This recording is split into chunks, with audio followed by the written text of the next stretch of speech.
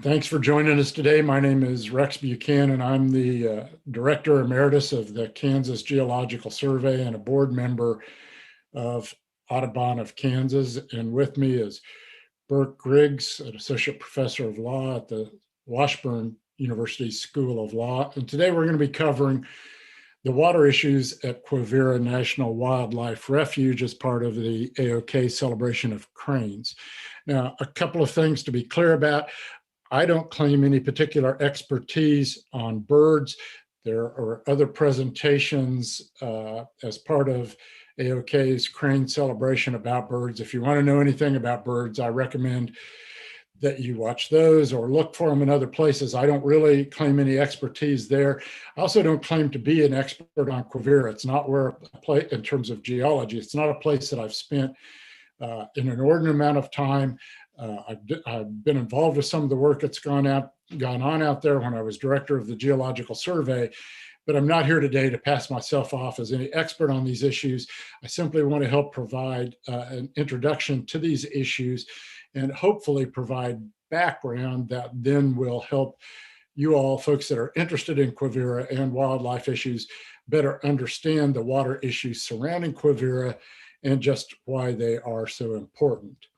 So with that, we'll move on to sort of a discussion of the geologic setting of Quivira. Again, why it is so important in the bird and wildlife world.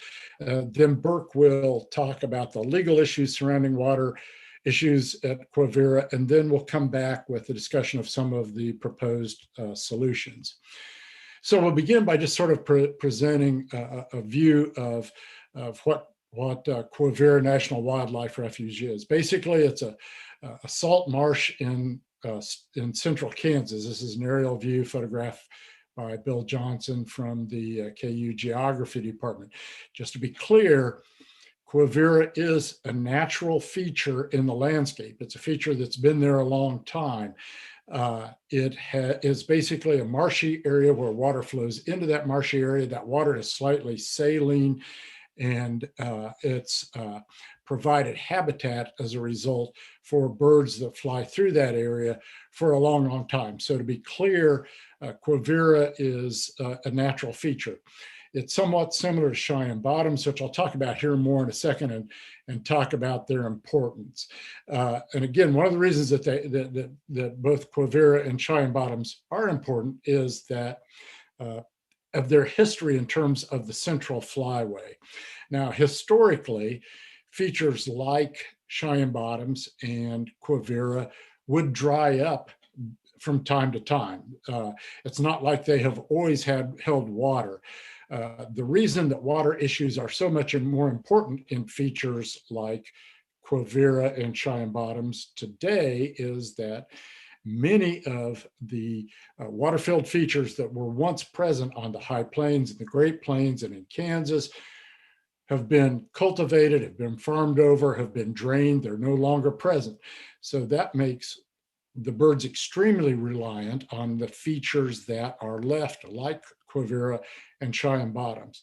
And so where, say, Quivira might have, or Cheyenne Bottoms, for example, might have dried up once every 3 years, say, historically, and that might not have been much of an issue for the birds and the wildlife in historic time, in pre-1950, say, when they dry up today because of the lack of other habitat, it's a much bigger deal than it might have been at one time.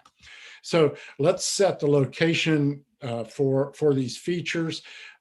This is a map that shows both groundwater availability and precipitation across Kansas. And the feature that we're going to be talking about today is Quivira National Wildlife Refuge is right here in Stafford County for the most part.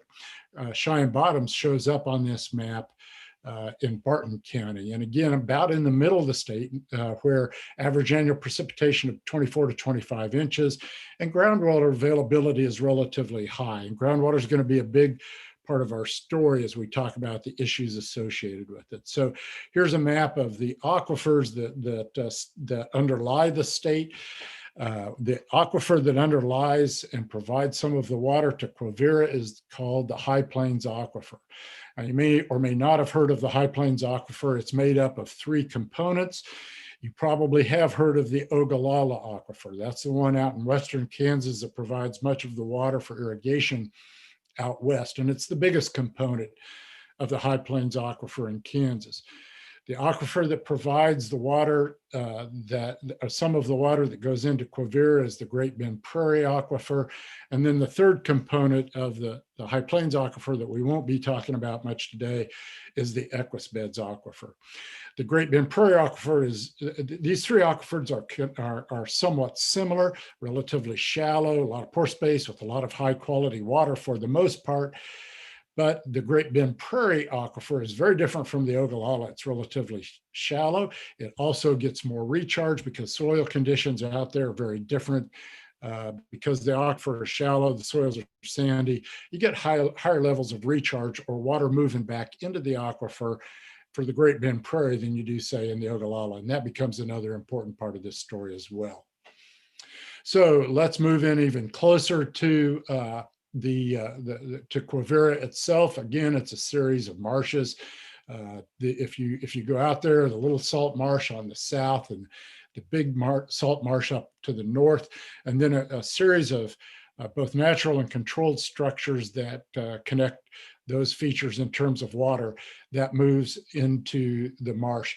And the really big source of water that comes into the marsh is there on the lower left of this map, and that's Rattlesnake Creek. And the Rattlesnake Creek drainage will become a big part of our story as we go along.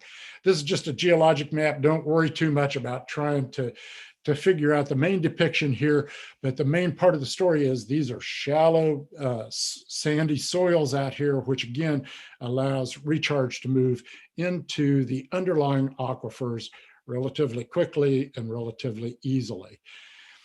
Here is a geologic cross section that shows the salt marsh and the Quivira, the Big Salt Marsh and the Little Salt Marsh, with a geologic cross section showing the sands and gravels that lie atop the surface in that area.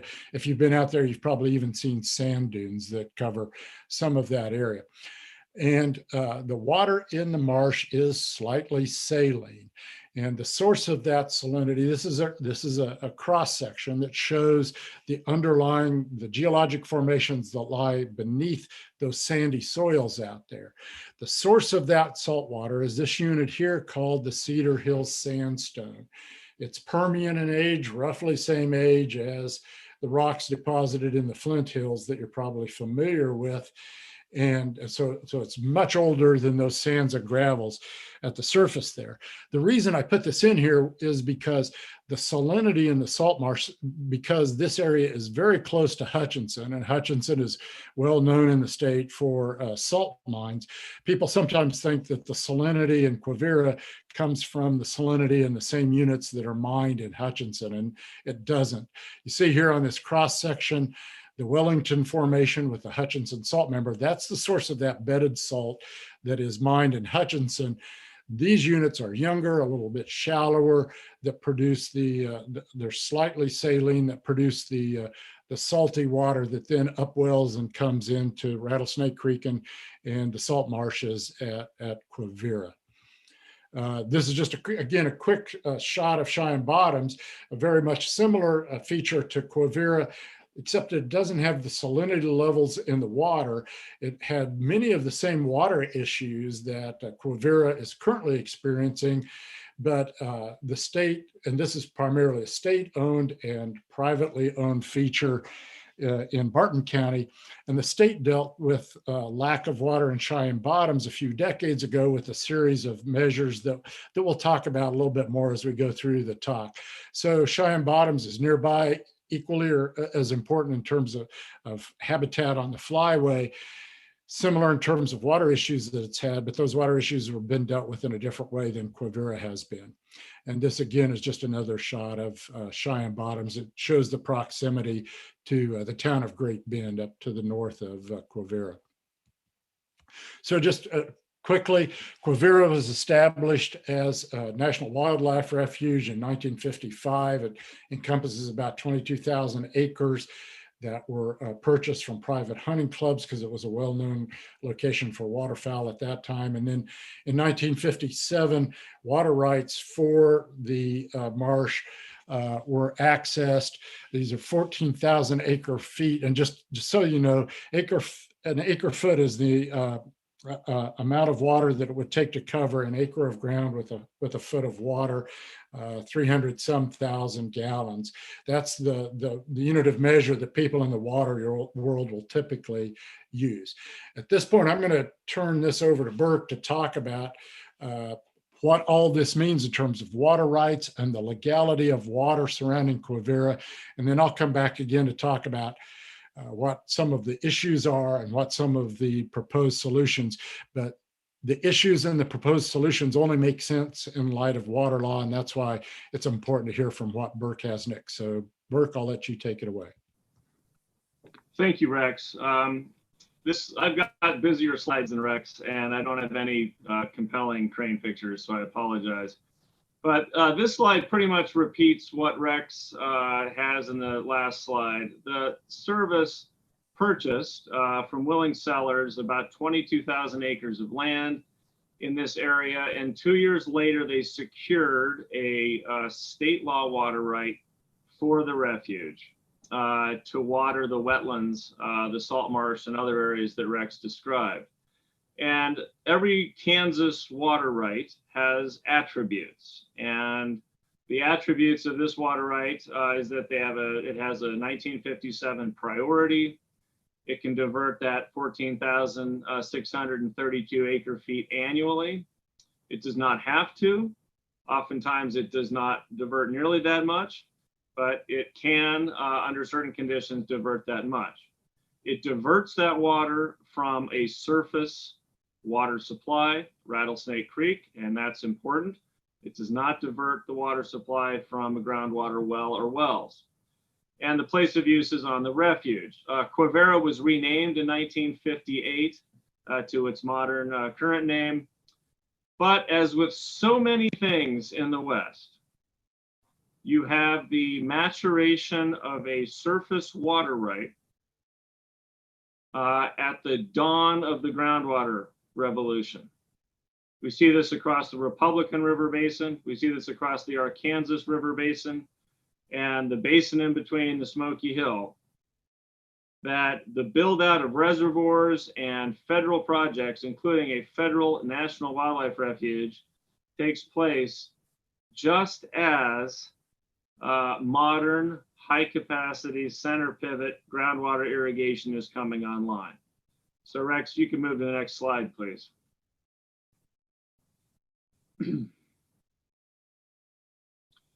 Okay, as a result of this being a federal refuge, a National Wildlife Refuge, there are a bevy of federal laws that govern the establishment and regulation of Quivira. Old laws dating back to Teddy Roosevelt, the Migratory Bird Treaty Act, which effectively got rid of commercial hunting. It's a treaty we have with Mexico and Canada. Subsequently, the Migratory Bird Conservation Act, which establishes refuges as inviolate sanctuaries. Among others, I will note the two more important ones on this slide would be the Endangered Species Act, which was enacted in 1973 after the refuge, and the National Wildlife Refuge System Improvement Act, which was enacted late in the 1990s as the organic or guiding statute for national wildlife refuges. So the same federal laws that govern this refuge govern the Aransas Refuge in Texas, govern the Monte Vista National Wildlife Refuge near Alamosa, Colorado. So those of you who are really into cranes are probably aware of those refuges. They are all under the same body of federal law. Next slide, please, Rex. Okay, very much boiled down, and I'm happy to take questions on this. What do these laws generally require? Well, they require protection at a very high level. Many public land statutes, such as the land statutes that govern the national forests or Bureau of Land Management lands involve multiple use, sustained yield, acceptable degradation. But when you are dealing with the National Wildlife Refuge, they are in the same, or in some cases, a higher category of protection than a national park. They are to be preserved at a level of ecological integrity. That word comes from the National Wildlife Refuge System Improvement Act. And that integrity is dated at the time of the refuge's founding. So for us, at Quivira, would be 1955. The other general substantive protection is that activities that prohibit the refuge habitat are very strictly enforced. Even though there's duck hunting and other things available at Quivira, those are completely compatible with the refuge as it's operated. So substantively, you have very strong requirements.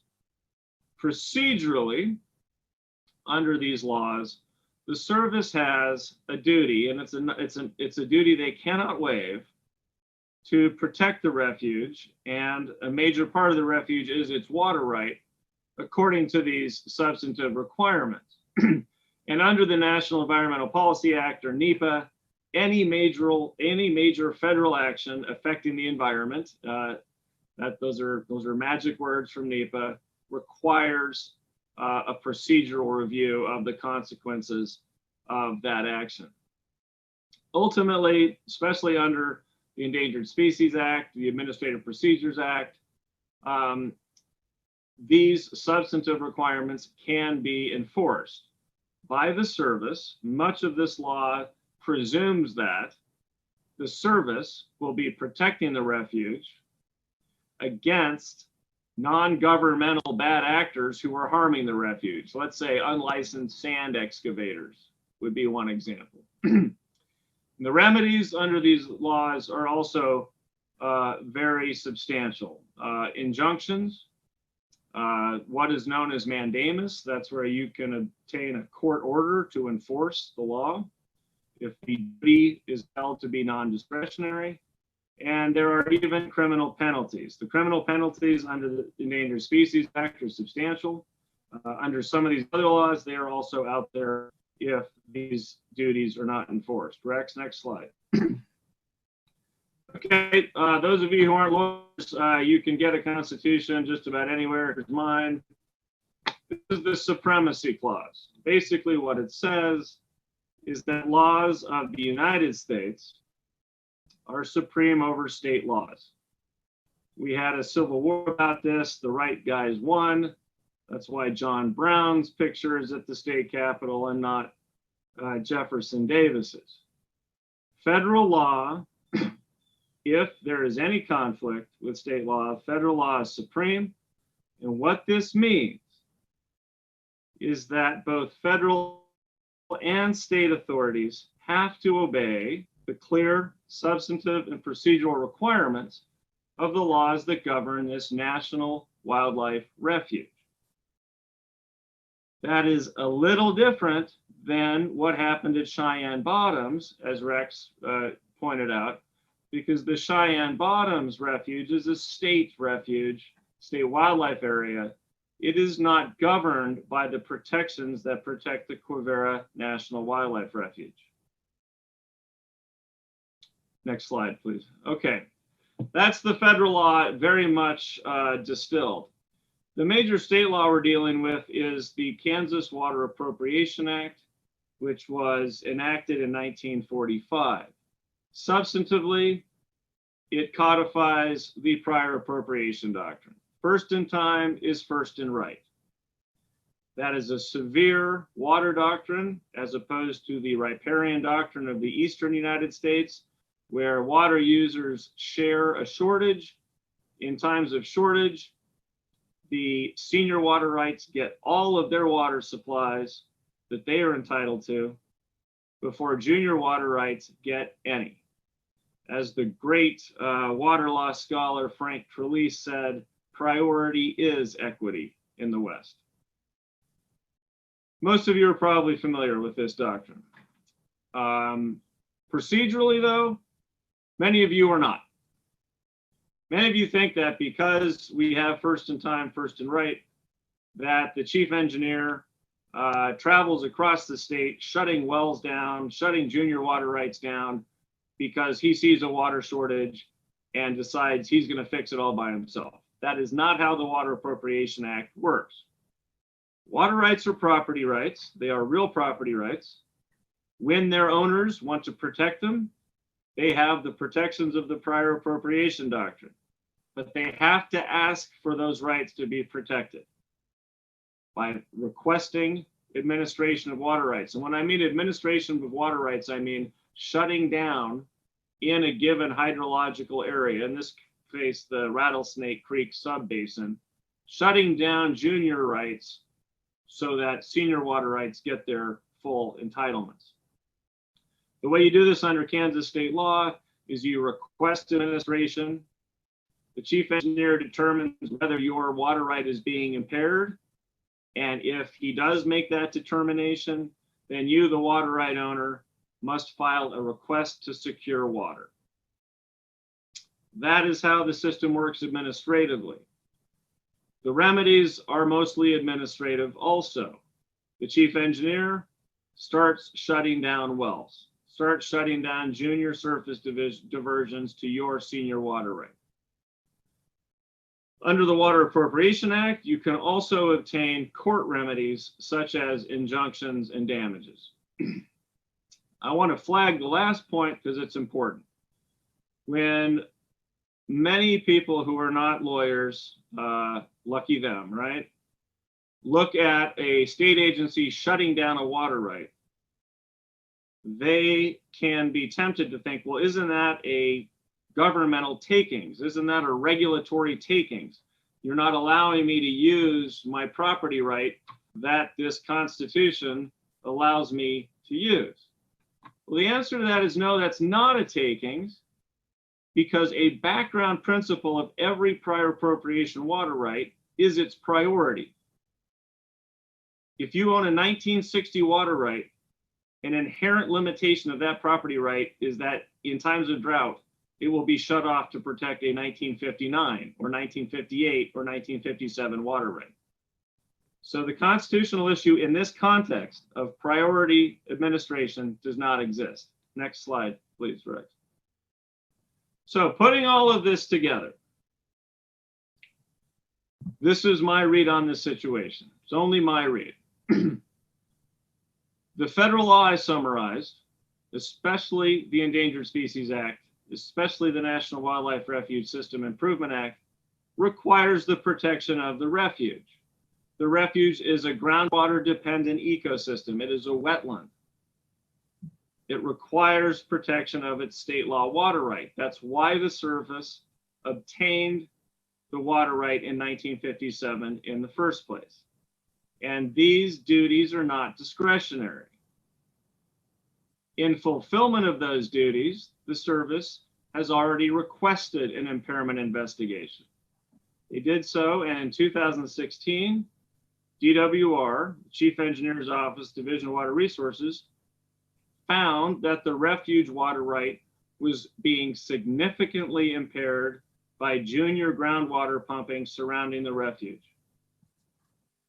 Therefore, as far as I see this, the way federal and state law work together, federal law imposes upon the service the duty to request that the water right be protected, that a request to secure water be filed with the Division of Water Resources so that the water right is no longer impaired.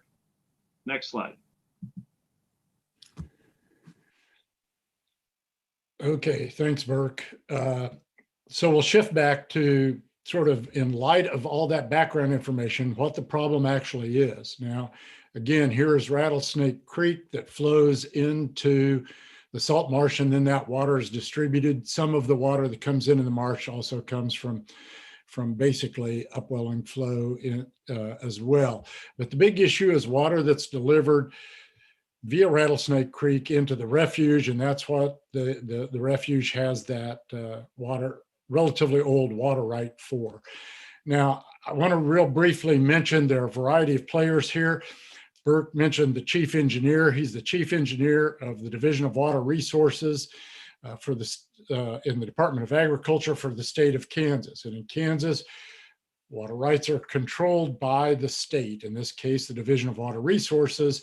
So they are the prevailing administrator of those water rights. It's a state issue in that sense, not a federal issue. Also involved here are groundwater management districts. That's what these 5 areas are that are shown in different colors here.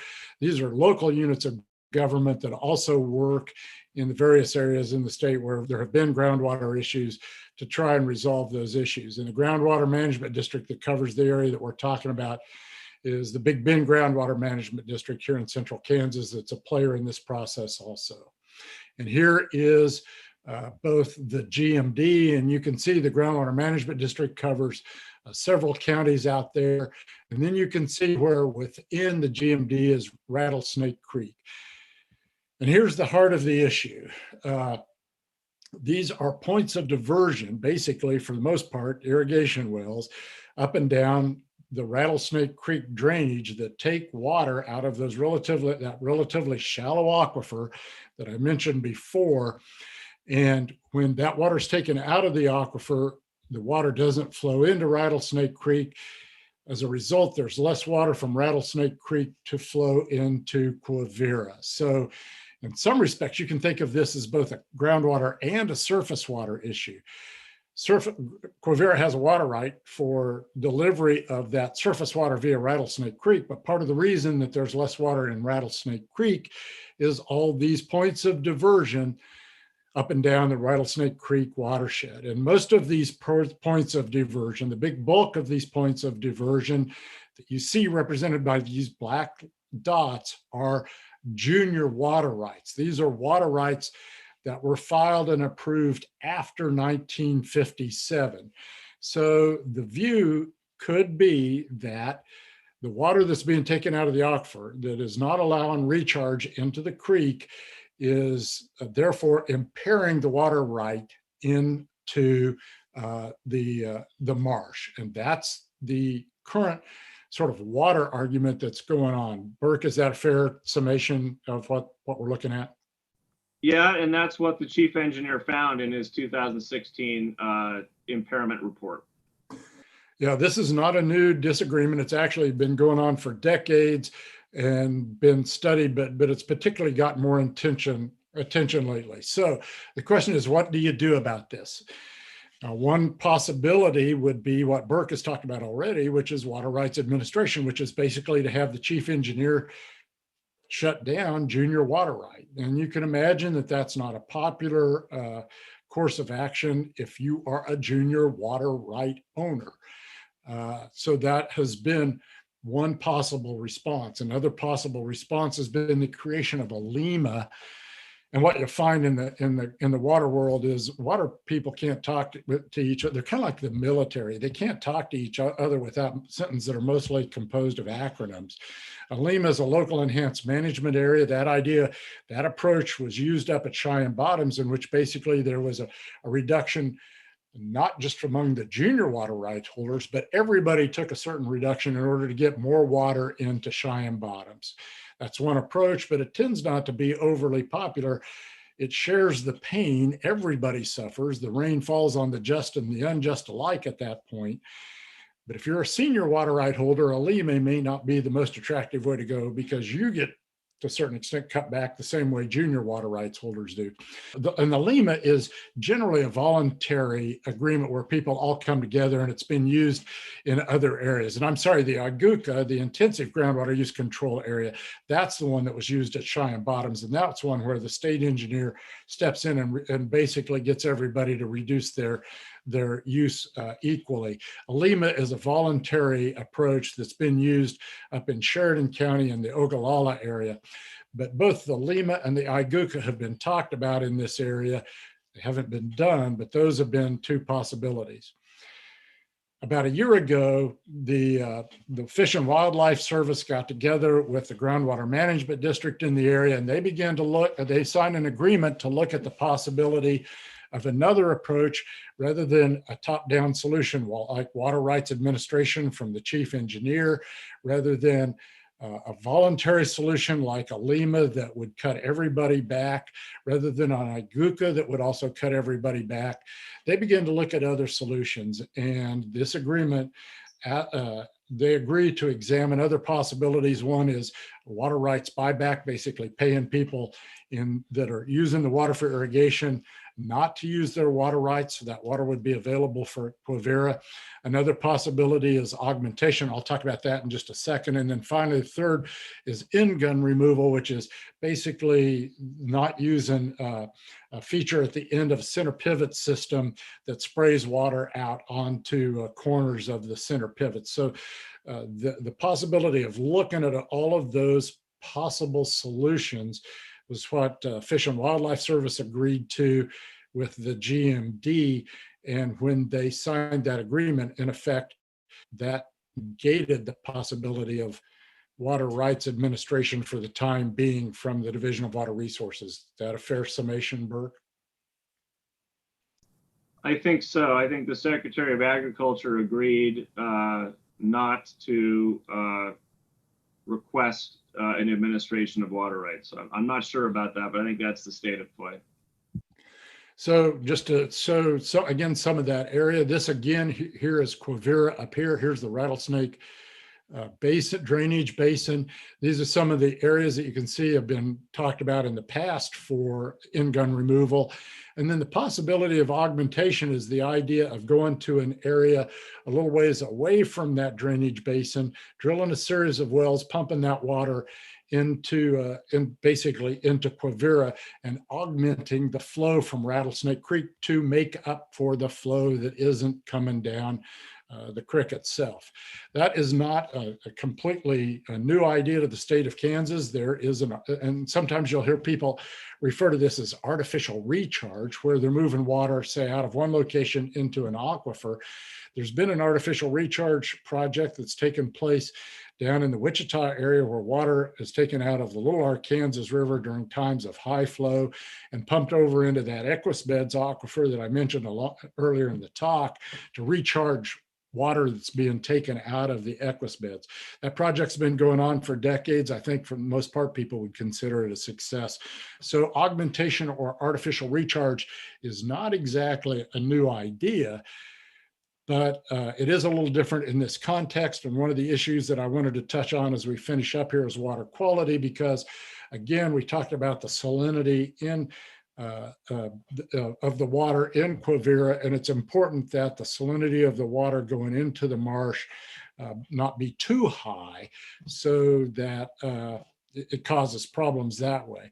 And some of the groundwater, and this is a map showing chloride levels in parts of that groundwater management district, and that area, when you get the chloride levels tend to be higher in the water toward the bottom of the aquifer. If you pump heavily out of the aquifer, even if you pump out of the top, the concern is you may draw up that salty water, and then you've got increasing salinity into the water that's going into the marsh. So these are solutions that are currently proposed. They're under study. They all have their own issues related, including price tag, to buy back water rights, to reduce the flow into the marsh is expensive. Augmentation is an expensive possibility as well. You'll hear proposals up in the $10 to $15 million range as possibilities.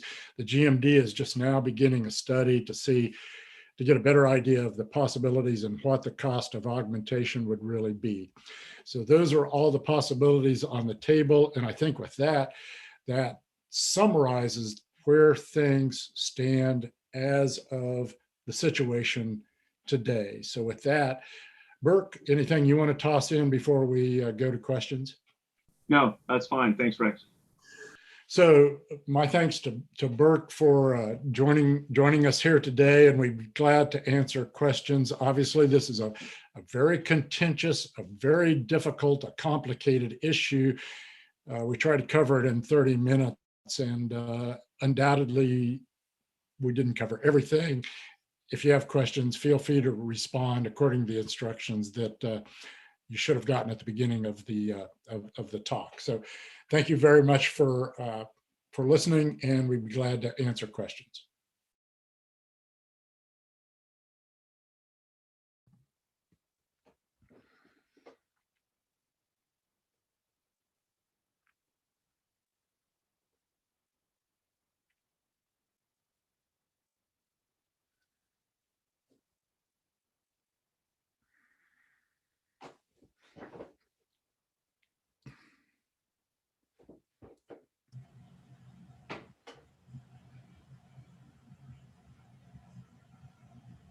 So, thank you guys for that great presentation. It really was really informative about water rights, and I think a lot of people misunderstand what's going on there. So, I'm going to leave this up for a little bit so that they can possibly get us some questions, maybe, but it takes a little while for it to. There's about a 20-second lag, so we should be getting some. So I'm glad you could join us after all, Burke. I didn't know if you were going to get here or not.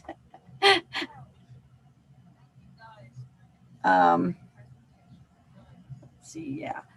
Was there anything that you would like to add to any of that, or just wait for some questions?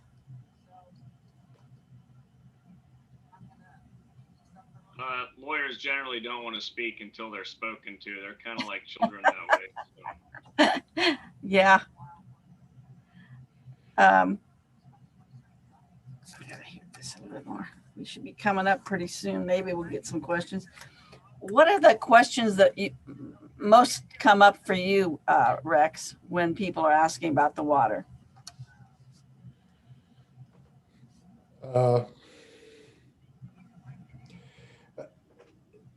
I think it has been hard for people on the, to a certain extent, this is divided up a little bit into a birds versus economy type of argument, which is unfortunate.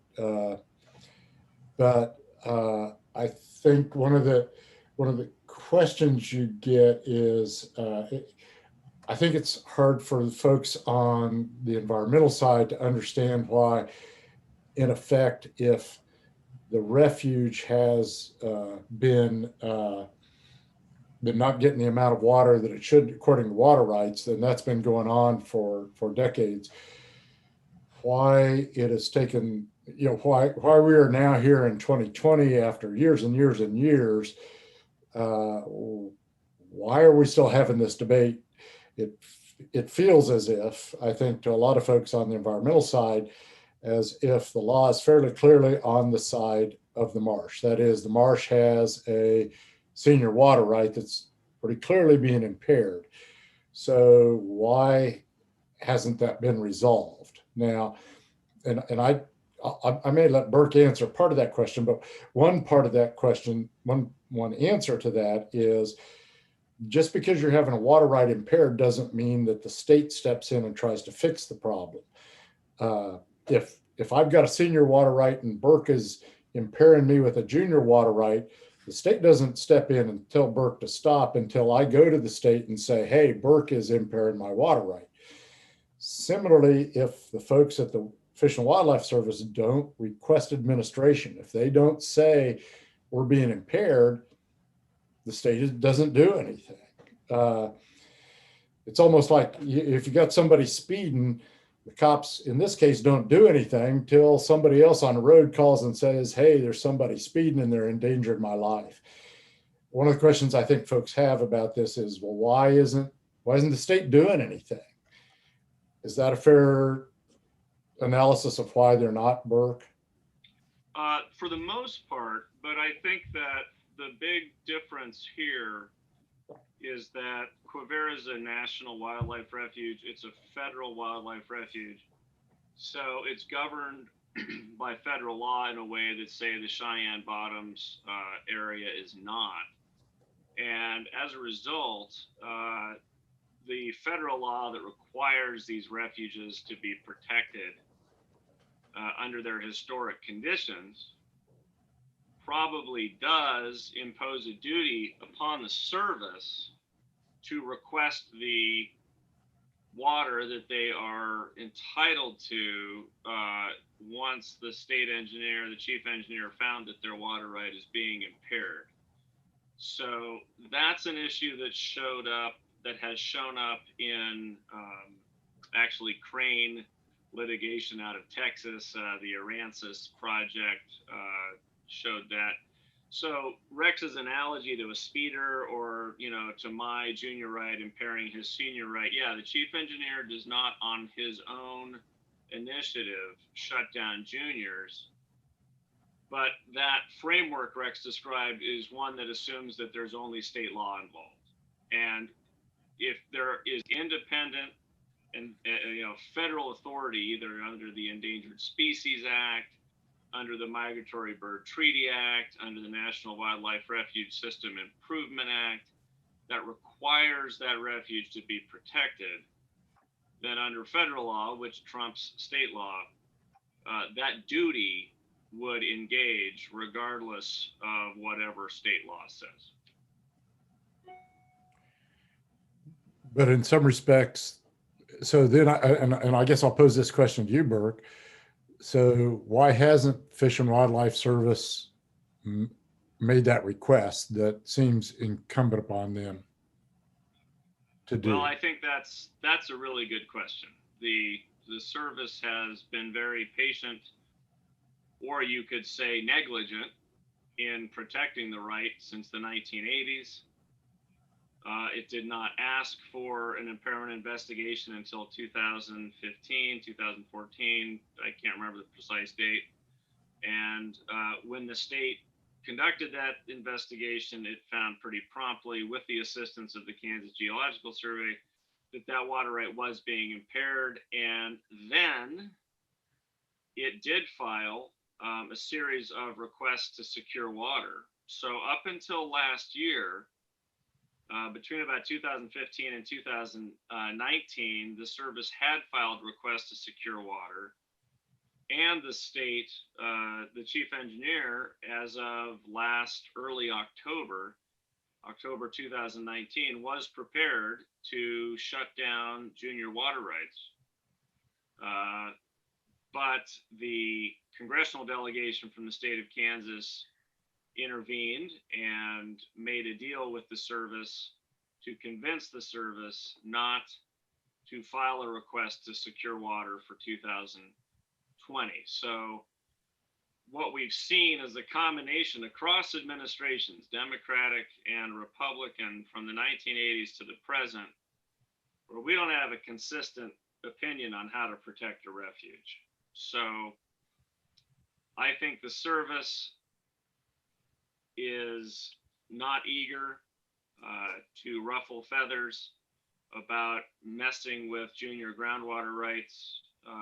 We've seen that in Colorado, we've seen that in Nebraska, we've seen that in Kansas, across the Central Flyway. Things have to get pretty bad for the service to get involved. And I think that's why the service did get involved when it did.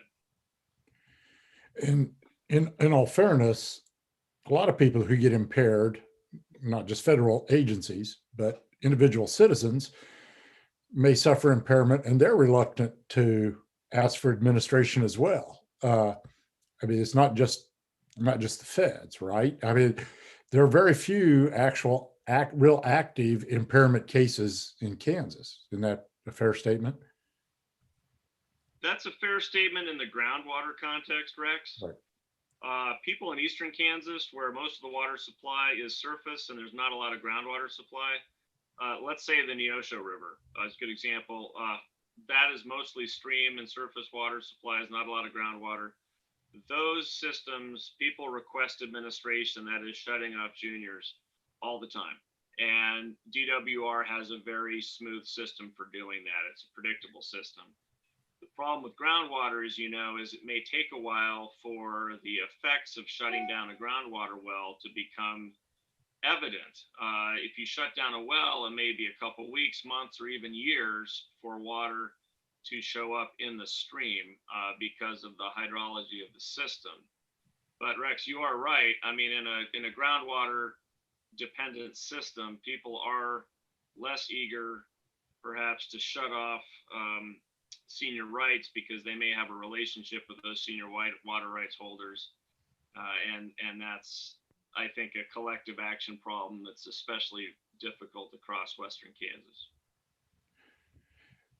Yeah, if you've got a senior right and you're saying having an impairment complaint against a junior right, the odds are pretty high it's your neighbor.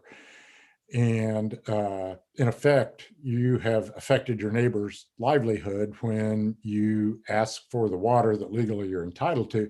And in some respects, that's exactly what's going on in Quivira. And one of the reasons that the agency, I'm sure, has been reluctant to ask for administration is because of the economic impact of that would have on those irrigators out in that basin.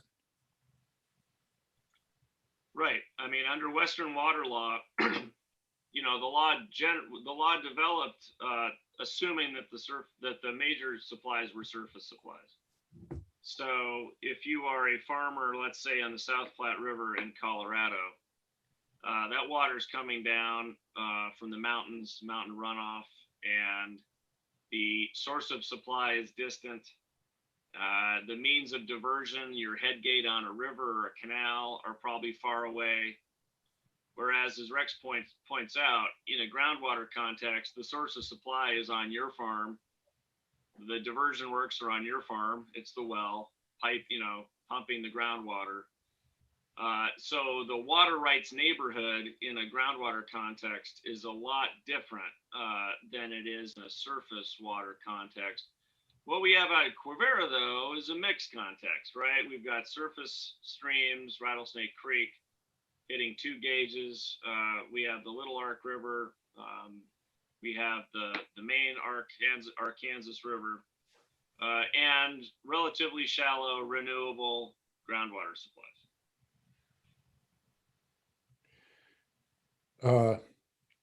One other thing that you hear fairly regularly too, Cynthia, is depending on the year you go out there, and I would encourage anybody that's watching this that has never been to Quivira, I would really encourage you to, especially now is a great time to go out and see what's going on there and why it's and with the population of, say, sandhill cranes coming through, you can see why it's so important.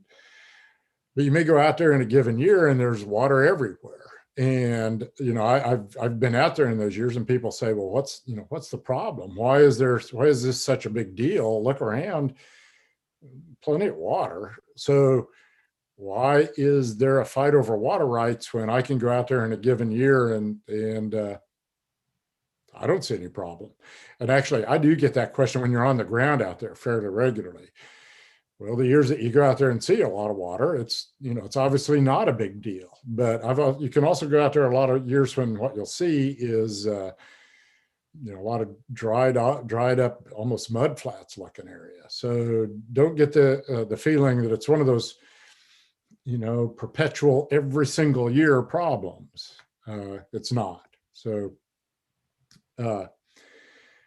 I always tell people average annual precipitation is one of those numbers that is an important but can be misleading number, because if you look at annual precipitation, a lot of years you get a lot more than average, a lot of years you get a lot less than average. I mean, that's how you define an average. You very seldom get average. And so you go out there, a lot of years there's excess water, but a lot of years there's not. And so don't base what you're seeing in any given year, put it all in the context of longer periods of time than any given year.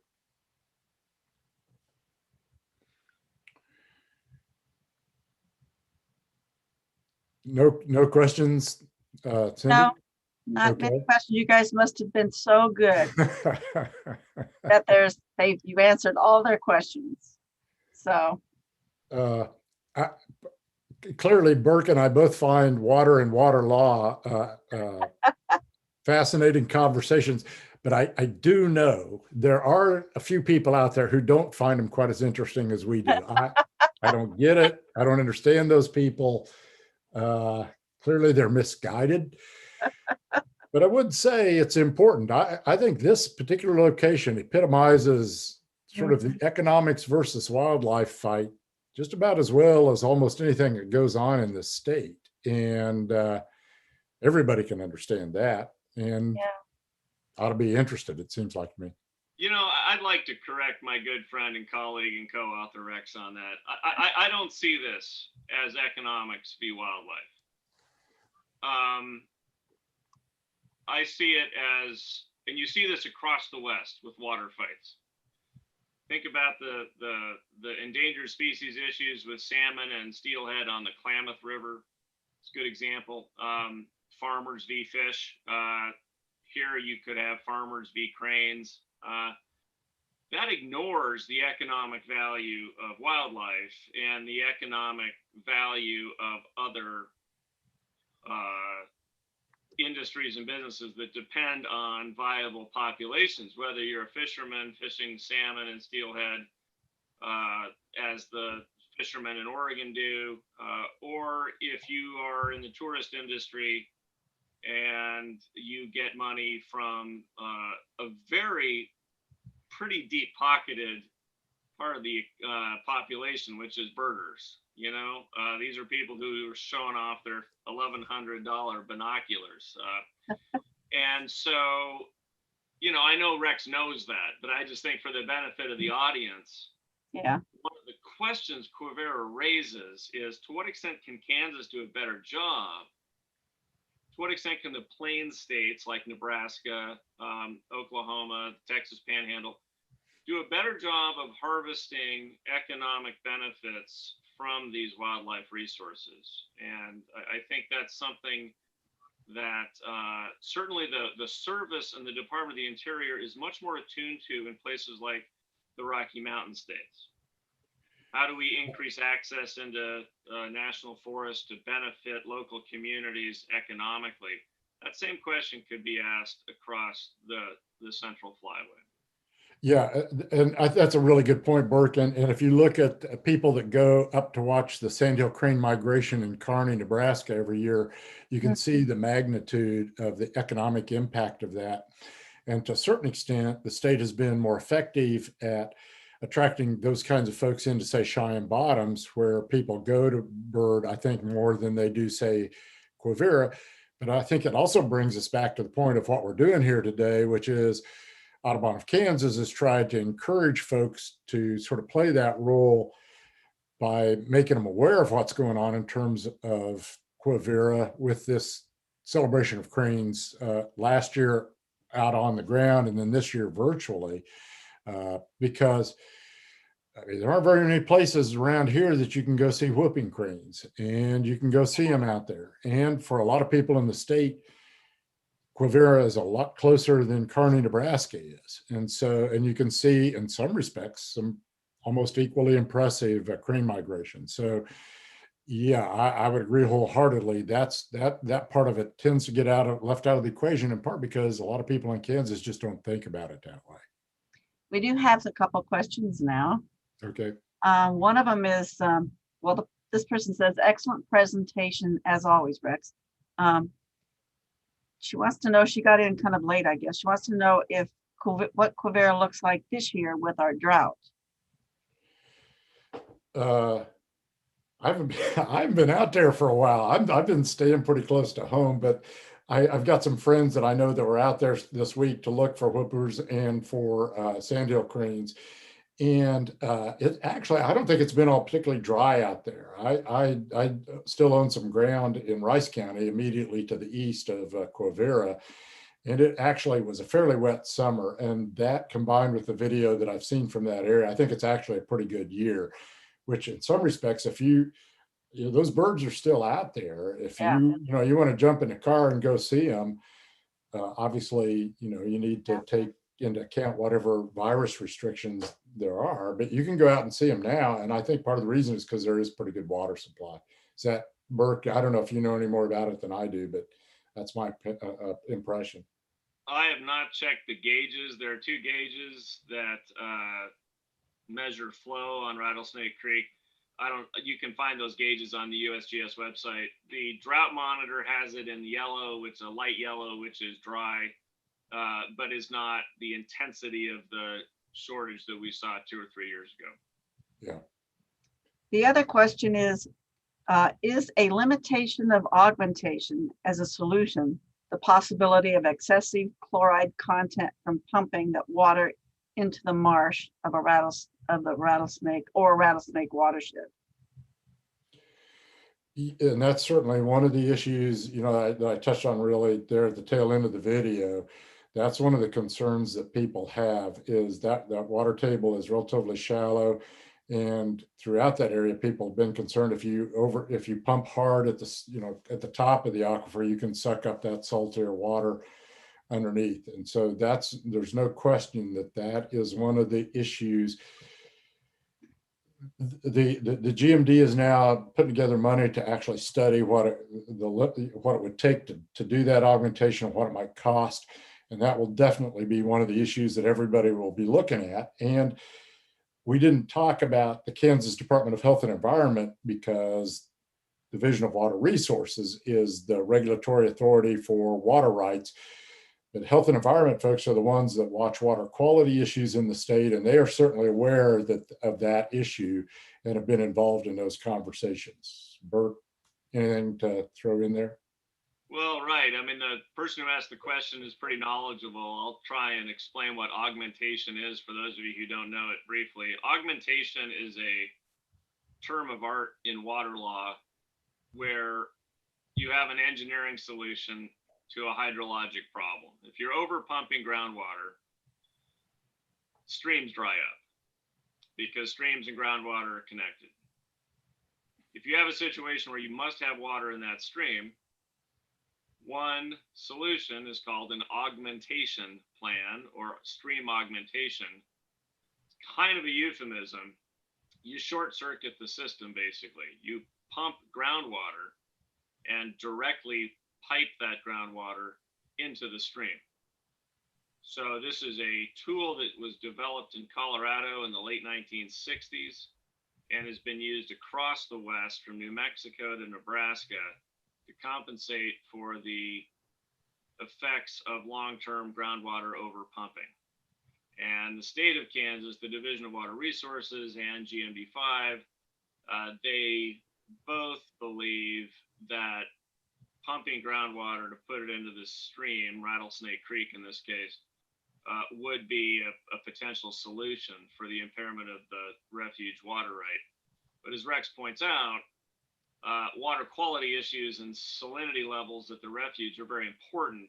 Species depend on a certain mix of fresh and salt water there, and KDHE is aware of that. But the augmentation is something that has only entered the Kansas water vocabulary pretty recently. It's been in Colorado water law since 1969.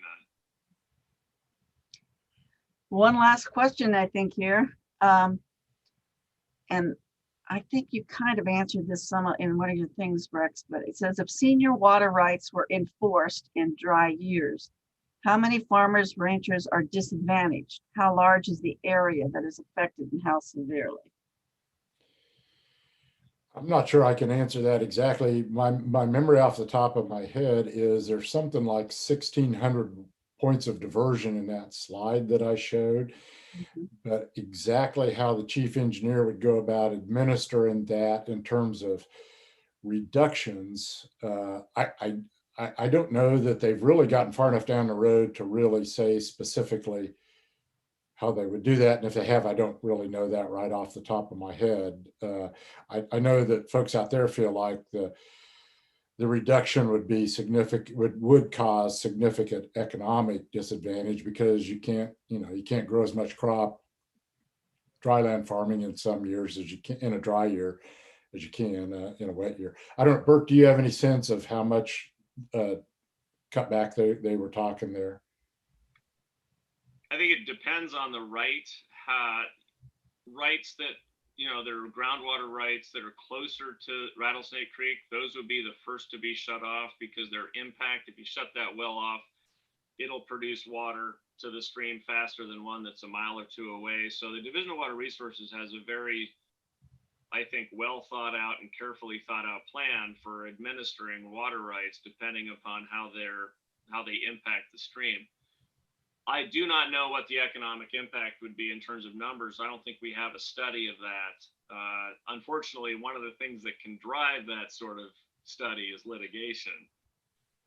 When we sued Nebraska, that was a major issue in our case, the extent to which Nebraska's overpumping of groundwater had harmed Kansas irrigators in the Kansas Bostwick irrigation district.